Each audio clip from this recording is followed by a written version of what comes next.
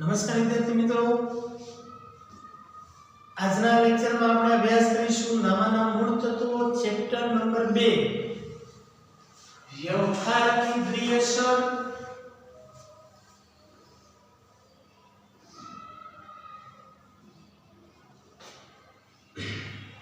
અને ખાતાના પ્રકારો. ખૂબ અગત્યનું ચેપ્ટર છે મિત્રો, વ્યવહારની દ્વિઅસર અને ખાતાના પ્રકારો. ચેપ્ટર નંબર 1 માં આપણે અભ્યાસ કરી ગયા કે નામા પદ્ધતિ જે છે એ વ્યવહારના પાયા પર ચણાયેલી ઇમારત છે. તો વ્યવહાર એટલે શું? તો મિત્રો શરૂઆત કરીએ વ્યવહારની વ્યાખ્યાથી. આપણે ફરી એકવાર આપણે જોઈ લઈશું. પહેલા લેક્ચરમાં આપણે ભણી ગયા હતા પહેલા ચેપ્ટરના કે વ્યવહાર એટલે બે કે તેથી વધુ વ્યક્તિ વચ્ચે, બે કે તેથી વધુ વ્યક્તિઓ વચ્ચે ચીજ વસ્તુ કે સેવાની લેવડ દેવડ, કે સેવાની લેવડ દેવડ એટલે વ્યવહાર. તો ખૂબ અગત્યની વ્યાખ્યા. વ્યવહાર કોને કહેવાય? અને તમારી હાદી ભાષામાં કહો તો વ્યવહાર. આપણે નથી કહેતા કે મારે ફલાણા ભાઈને વ્યવહાર જ નથી. વ્યવહાર એટલે બે કે તેથી વધુ વ્યક્તિઓ વચ્ચે કોઈ પણ ચીજ વસ્તુ કે સેવાની લેવડ દેવડ એને વ્યવહાર કહેવાય. તમે તમારા મિત્રની પાસેથી કોઈ બુક લ્યો છો, અથવા તો એની પાસેથી કોઈ બોલ પેન લ્યો છો, અથવા તો સ્ટેશનરીથી તમે કોઈ બોલ પેન ખરીદો છો, કોઈ વસ્તુ કે સેવાના બદલામાં તમે કોઈની લેવડ દેવડ કરો તો એને વ્યવહાર કહેવાય. હવે સવારથી લઈ સાંજ સુધી આપણે અનેક વ્યક્તિ સાથે લેવડ દેવડ કરીએ છીએ, અનેક પ્રકારના, ટૂંકમાં વ્યવહાર કહેવાય. તો આ જે વ્યવહાર છે, આ વ્યવહારના પ્રકારો કેટલા? તમે જે વ્યવહાર કરો છો નો એ કેટલા પ્રકારના છે એ તમને ખબર છે?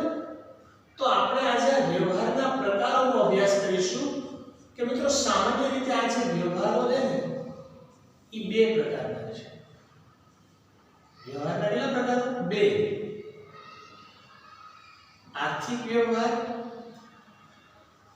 અને બીજો છે બિન આર્થિક વ્યવહાર. કે ભાઈ વ્યવહાર બે પ્રકારના હોય, આર્થિક અને બિન આર્થિક. હવે આર્થિક કોને કહેવાય અને બિન આર્થિક કોને કહેવાય? તો આર્થિક વ્યવહાર એટલે જે નું મૂલ્ય નાણામાં આપી શકાય તે વ્યવહારને કયો વ્યવહાર કહેવાય? આર્થિક. જે વ્યવહારનું મૂલ્ય નાણામાં આપી શકાય. તમે સ્ટેશનરી પાસે જાઓ અને ત્યાંથી 5 રૂપિયા આપી અને એના બદલામાં બોલ પેન ખરીદો તો એ આર્થિક વ્યવહાર છે. બિન આર્થિક વ્યવહાર એટલે કે જેનું મૂલ્ય નાણામાં ન આપી શકાય તેવા વ્યવહારને બિન આર્થિક વ્યવહાર કહેવાય, કે જેનું મૂલ્ય નાણામાં નથી આપી શકાતું. દાખલા તરીકે આપણે ઘરે જઈએ અને મમ્મીને કંઈક કામ માટે હેલ્પ કરીએ, અથવા તો માનો કે કરિયાણાનો વેપારી હોય અને કરિયાણાના વેપારીને ત્યાં કોઈ ભિક્ષુક આવે અને એને અનાજ આપી દે એમણે, તો એના બદલામાં એ કંઈ નથી આપતો, ખાલી અનાજ જ આપે કરિયાણાનો વેપારી. તો એના બદલામાં નાણાં કે સેવા કે કોઈ વસ્તુ આપતો નથી, તો એને બિન આર્થિક.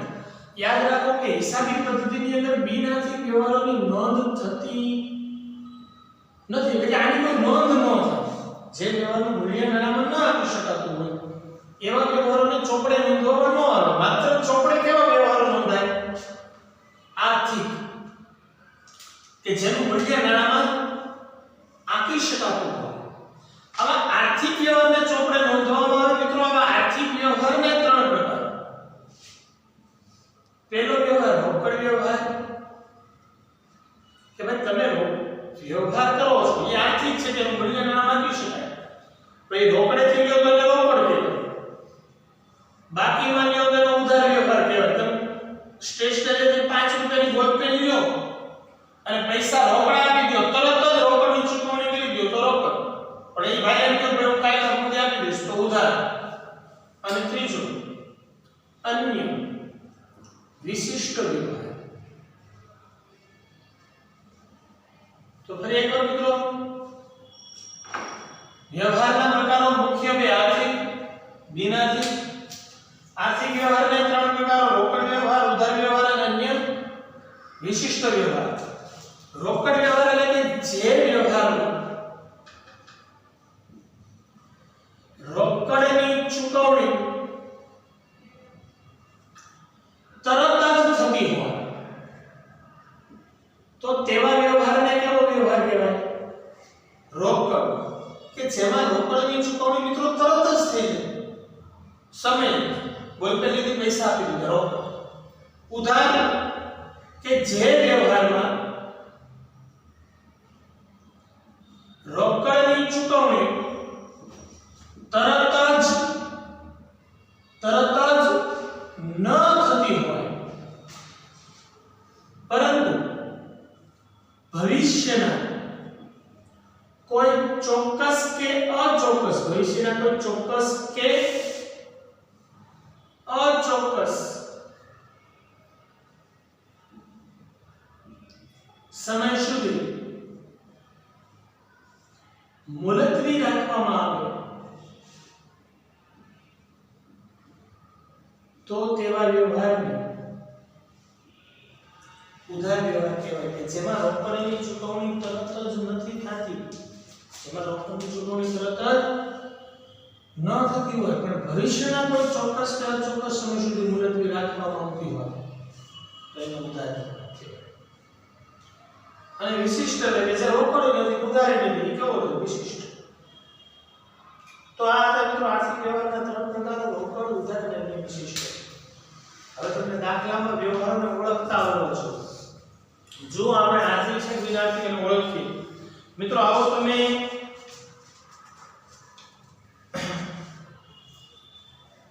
ચોપડીની અંદર ઉદાહરણ 1 પેજ નંબર 26. ઉદાહરણ 1 ની અંદર તમને એવું કીધું છે કે નીચેના વ્યવહારો આર્થિક વ્યવહારો છે કે બિનઆર્થિક વ્યવહારો એ જણાવો અને એનું કારણ આપો. તો જો પહેલો વ્યવહાર છે 10,000 ની મિલકત ખરીદી, તો એ વ્યવહાર છે આર્થિક, કેમ કે એમાં મિલકત આવે છે. તમે પૈસા ભલે ગમે ત્યારે આપો પણ મિલકત ખરીદો છો તો પહેલો વ્યવહાર છે એનો માત્ર જવાબ લખો તો પહેલો વ્યવહાર કેવો છે? આર્થિક, કારણ કે મિલકત આવે છે. જો તમને ઉદાહરણમાં જવાબની સામે પૂછે પણ ખાલી જવાબ જોઈને ન લખતા, એમાં તમે સમજો કે શા માટે આર્થિક છે અને શા માટે બિનઆર્થિક છે. બિનઆર્થિક હોય ને એવા અમુક જ અપવાદરૂપ વ્યવહારો જ હોય જે બિનઆર્થિક હોય. મોસ્ટલી બધા વ્યવહારો આર્થિક જ હોય. જુઓ બીજો વ્યવહાર કે 12,000 ની મિલકત રાધા પાસેથી 7 પર ખરીદી. તમે રાધા પાસેથી ઉધારમાં ખરીદો 12,000 ની મિલકત, તો 7 પર રાધા પાસેથી ખરીદી, તો આ વ્યવહાર પણ આર્થિક છે. ત્રીજો વ્યવહાર 20,000 ની મિલકત વેચી, આ પણ આર્થિક. ચોથો વ્યવહાર 22,000 ની મિલકત મીરાને શાક પર વેચી, આ પણ આર્થિક વ્યવહાર. કોઈ વ્યક્તિ સાથે તમે મિલકતની લેવેચ કરો છો, આર્થિક છે. બિનઆર્થિક આવશે તો તમને ખબર જ પડી જાય કે આ બિનઆર્થિક છે. પાંચમો 8,000 મજૂરીના ચૂકવ્યા, આર્થિક. અને આર્થિકમાં એનો રોકડ જાય છે. 9,000 ભાડાના મેળા, રોકડ વ્યવહાર, આર્થિક વ્યવહાર. 15,000 નું દેવું ચૂકતે કર્યું, આર્થિક વ્યવહાર. 18,000 નું લેણું પરત મેળવું, આર્થિક વ્યવહાર. લેવાના હતા મેળા પછી. 9મા વ્યવહારમાં જુઓ કઈક અલગ છે. 10,000 ના માલના ઓર્ડરનું વચન મેળવું.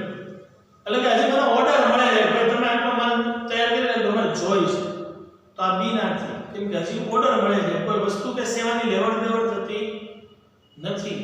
તો જેમાં વસ્તુ કે સેવાની લેવડ દેવડ ન થાય ને એને બિનઆર્થિક કહેવાય. ઓર્ડર મળે છે કે લેવડ દેવડ નથી થતી, એટલે એ વ્યવહાર બિનઆર્થિક છે. 10મું એવું કીધું છે કે એક મિલકત ખરીદવાનું આયોજન કર્યું, હજી હું ખાલી પ્લાનિંગ કરું છું, મારે મિલકત લેવી છે, તો એ બિનઆર્થિક છે. આપણે પ્લાનિંગ નથી કરતા, મારે ધૂમ બાઇક લેવી છે, હજી લેવી છે, લીધી નથી, તો એ બિનઆર્થિક છે. 11મો વ્યવહાર વેચાણ વધારવા સેલ્સમેનો સાથે ચર્ચા વિચારણા માટે મીટિંગ યોજી, તો મીટિંગ જ કરો છો, એમાં બીજી કોઈ લેવડ દેવડ નથી થતી, તો ઈ પણ બિનઆર્થિક. તો આવા વ્યવહારો બિનઆર્થિક હોય જેમાં ચીજ વસ્તુ કે સેવાની લેવડ દેવડ થતી ન હોય. તો છેલ્લા 3 વ્યવહારો બિનઆર્થિક છે, બાકીના બધા જ આર્થિક છે. તો આ ઉદાહરણ એક મિત્રો આજે લખજો જેમાં આપણે સમજ મેળવી આર્થિક અને બિનઆર્થિક. હવે પછીના લેક્ચરમાં આપણે ઓળખીશું આર્થિક વ્યવહારની અંદર હોય તો એમાં રોકડ છે, ઉધાર છે, અન્ય વિશિષ્ટ છે. તો આજના લેક્ચરમાં આટલું અને ઉદાહરણ એક લખી અને તૈયાર કરશું. નમસ્કાર, થેન્ક યુ.